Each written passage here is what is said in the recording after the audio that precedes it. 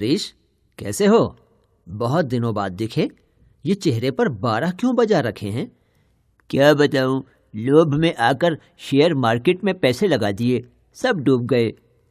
मैंने तुम्हें समझाया था कि दूर के ढोल सुहावने होते हैं, लेकिन तुम्हारी अक्ल पर तो पत्थर पड़ गए थे। तुम्हारे कान पर जूं तक न रेंगी। भाई, का बरखा जब कृषि सुखाने, जो होना था सो हो गया। पापा, आप और अंकल जो कह रहे थे हमारी समझ में तो कुछ नहीं आया। हमने जो बातें कहीं उनमें मुहावरे, लोकोक्तियों का प्रयोग किया था, जिनका विशेष अर्थ होता है। जैसे चेहरे पर 12 बजने का अर्थ है बहुत दुखी दिखना। इसी प्रकार दूर के ढोल सुहावने का अर्थ है नाम के अनुसार वस्तु न होना। अक्ल पर पत्थर पड़ना का अर्थ है अज्ञानता से काम लेना। कान पर जूं न रेंगना का अर्थ है कुछ असर न होना। का बरखा जब कृषि सुखाने का अर्थ है समय निकल जाने पर सोचना व्यर्थ है। अब मुहावरे, लोकोक्तियों के बारे में मैं समझाती हूँ। पहले मुहावरों के बारे में जानेंगे। मुहावरे। मुहावरा शब्द अरबी भाषा की देन है। इसका शाब्दिक अर्थ है अभ्यास या बातचीत। ऐसा शब्द, वाक्यांश या वाक्य जो सामान्य से भिन्न किसी विलक्षण अर्थ की प्रतीति कराता है और सामान्य अर्थ से भिन्न किसी और अर्थ में रूढ़ हो जाता है, वह मुहावरा कहलाता है। मुहावरों की कुछ विशेषताएं। मुहावरों का प्रयोग स्वतंत्र वाक्य के रूप में नहीं किया जा सकता। मुहावरों का शब्दार्थ नहीं, लाक्षणिक अर्थ प्रयुक्त होता है। मुहावरों के मूल रूप में कोई परिवर्तन नहीं होता। मुहावरों में प्रयुक्त शब्दों को समानार्थी शब्दों में नहीं बदला जा सकता। आओ कुछ मुहावरे, उनका अर्थ तथा वाक्य प्रयोग जाने। अंग अंग ढीला होना अर्थात बहुत थक जाना। आज बहुत काम करने की वजह से मेरा अंग अंग ढीला हो गया है। अंगूठा दिखाना अर्थात साफ इनकार कर देना। जब राहुल से मैंने उसकी कलम मांगी तो उसने मुझे अंगूठा दिखा दिया। अंधेरे घर का उजाला अर्थात होनहार पुत्र जिस पर आशाएं टिकी हो। रवि अपने माता पिता के लिए अंधेरे घर का उजाला है। अपना उल्लू सीधा करना अर्थात स्वार्थ सिद्ध करना। सभी नेता अपना उल्लू सीधा करने में लगे रहते हैं। अक्ल पर पत्थर पड़ना अर्थात अज्ञानता से काम लेना। काव्या पर भरोसा मत करना, उसकी अक्ल पर पत्थर पड़े हैं। अपने पांव पर कुल्हाड़ी मारना अर्थात स्वयं विनाश को आमंत्रण देना। अपने माता पिता के सामने झूठ बोलकर तुम अपने पांव पर कुल्हाड़ी मार रहे हो। जमीन आसमान का अंतर अर्थात बहुत अधिक अंतर। कामिनी और मेनका में जमीन आसमान का अंतर है। आग बबूला होना अर्थात अति क्रोध में आ जाना। पिताजी को जब पता चला कि राजीव फेल हो गया है तो वह आग बबूला हो गए। आसमान सिर पर उठाना अर्थात अधिक कोलाहल करना। बच्चों ने छुट्टी के दिन आसमान सिर पर उठा रखा है। ईंट का जवाब पत्थर से देना अर्थात दुष्ट से दुष्टता करना। आजकल सभी यही सोचते हैं कि ईंट का जवाब पत्थर से देने से ही उन्नति की जा सकती है। उड़ती चिड़ियां पहचानना अर्थात दिल की बात समझ लेना। हमारी अध्यापिका को कम मत समझना, वो उड़ती चिड़िया को पहचान लेती हैं। एड़ी चोटी का जोर लगाना अर्थात खूब दौड़ धूप करना। नौकरी पाने के लिए विवेक ने एड़ी चोटी का जोर लगा दिया। कंधे से कंधा मिलाना अर्थात आपस में सहयोग करना। यदि उन्नति चाहते हो तो कंधे से कंधा मिलाकर चलो। कफन सिर पर बांधना अर्थात मरने के लिए तैयार रहना। हमारे सिपाही कफन सिर पर बांधकर ही आगे बढ़ते हैं। कानो कान खबर न होना अर्थात बिल्कुल खबर न होना। मैं पिछली सीट से कक्षा से बाहर निकल आई और अध्यापिका को कानो कान खबर नहीं हुई। कान का कच्चा होना अर्थात बिना सोचे विचारे किसी पर विश्वास करना। माधव पर विश्वास न करना वह कान का कच्चा है। खून पसीना एक करना अर्थात कठोर परिश्रम करना। खून पसीना एक करके ही मनुष्य तरक्की कर सकता है। गुड़ गोबर करना अर्थात काम बिगाड़ देना। बारिश ने जन्मोत्सव का सारा मजा गुड़ गोबर कर दिया। चिकना घड़ा होना अर्थात बेअसर होना। अनुज चिकना घड़ा है, उससे कुछ न कहना। चुल्लू भर पानी में डूब मरना अर्थात अत्यंत लज्जित होना। अपने पिता की जेब से तुमने पैसे निकाले, तुम्हें तो चुल्लू भर पानी में डूब मरना चाहिए। छठी का दूध याद आना अर्थात भारी संकट पड़ना। कारगिल युद्ध में भारतीय सैनिकों ने दुश्मनों को छठी का दूध याद दिला दिया। छक्के छुड़ाना अर्थात हराना। पृथ्वीराज ने युद्धभूमि में कई बार मोहम्मद गौरी के छक्के छुड़ाए। छाती पर सांप लौटना अर्थात ईर्ष्या करना। पड़ोसन रमा के घर आई नई कार देखकर राधा की छाती पर सांप लौटने लगे। डंके की चोट पर कहना अर्थात खुलेआम कहना। मैं डंके की चोट पर कहता हूं कि मेरे भाई ने कोई गलत काम नहीं किया। डूबते को तिनके का सहारा होना अर्थात संकटग्रस्त व्यक्ति को कुछ सहायता प्राप्त होना। बाढ़ पीड़ित लोगों के लिए थोड़ी सी खाद्य सामग्री भी डूबते को तिनके का सहारा है। दांतों तले उंगली दबाना अर्थात आश्चर्य करना। ताजमहल की नक्काशी देखकर सभी दांतों तले उंगली दबा लेते हैं। नमक मिर्च लगाना अर्थात बढ़ा चढ़ाकर बात बताना। पूजा हर बात नमक मिर्च लगाकर कहती है। ना को चने चबाना अर्थात बहुत कठिन कार्य करना। हिमालय की चढ़ाई करना ना को चने चबाना है।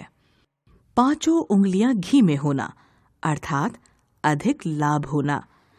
जब से करोड़पति पत्नी आई है, रमेश की पांचों उंगलियां घी में हैं।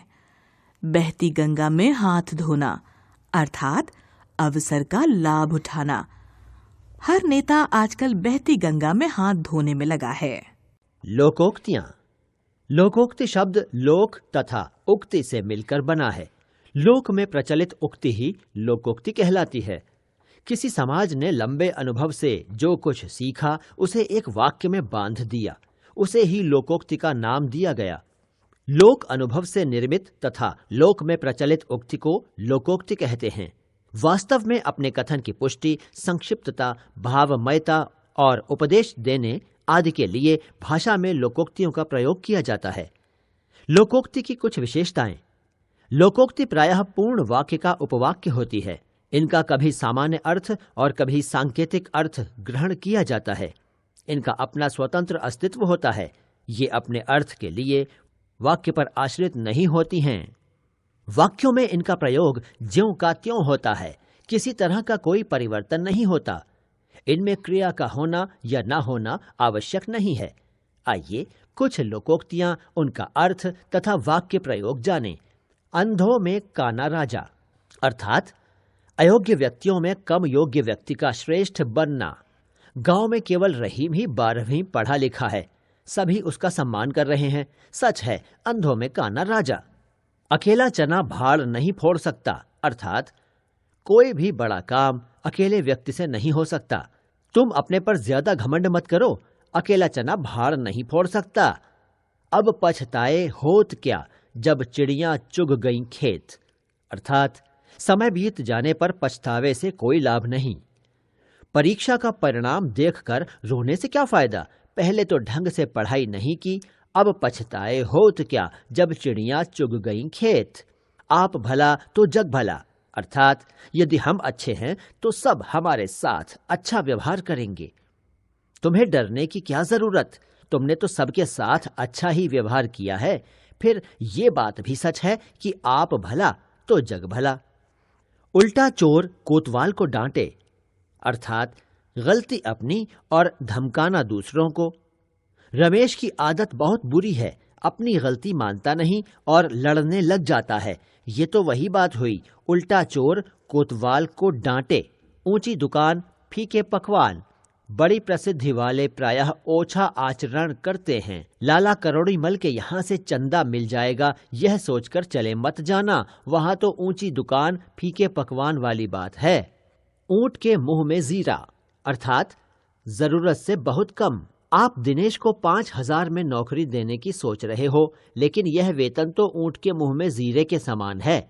एक हाथ से ताली नहीं बजती, अर्थात किसी भी कार्य के लिए 2 पक्षों का होना अनिवार्य है।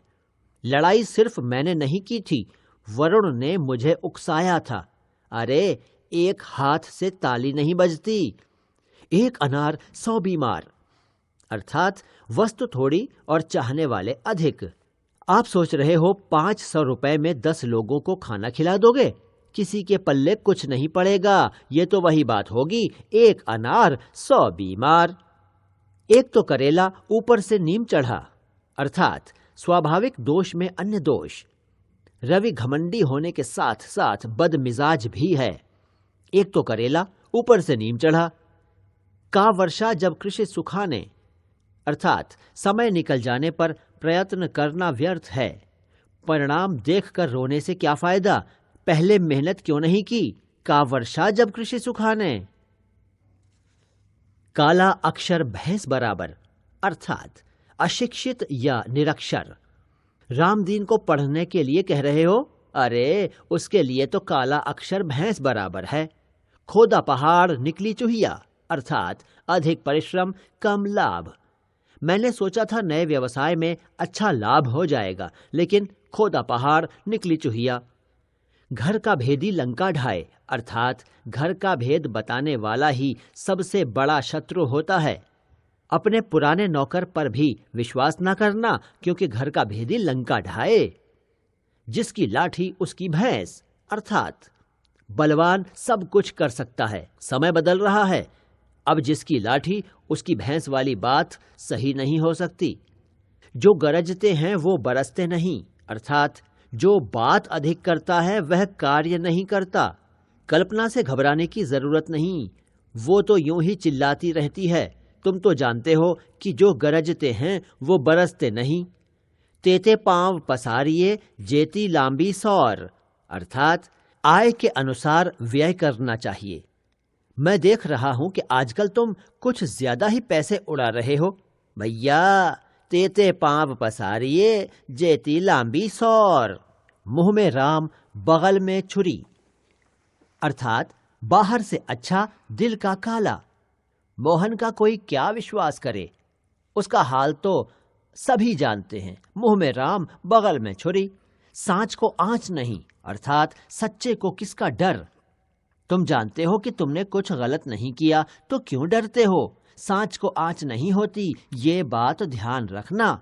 होनहार बिरवान के होत चिकने पात, अर्थात होनहार के लक्षण प्रारंभ से ही प्रकट होने लगते हैं। पड़ोस में रहने वाला मनोज पढ़ने में बहुत तेज है, ये तो सभी जानते हैं कि होनहार बिरवान के होत चिकने पात। अब तक हमने सीखा मुहावरे लोकोक्तियां भाषा की सुंदरता को बढ़ाते हैं। मुहावरे से भाषा के अर्थ में गरिमा आ जाती है। मुहावरे वाक्यांश हैं जो शाब्दिक नहीं बल्कि विशेष अर्थ देते हैं। मुहावरे प्रयोग करने पर वाक्य का अंग बन जाते हैं। लोकोक्ति लोगों में प्रचलित कथन होता है।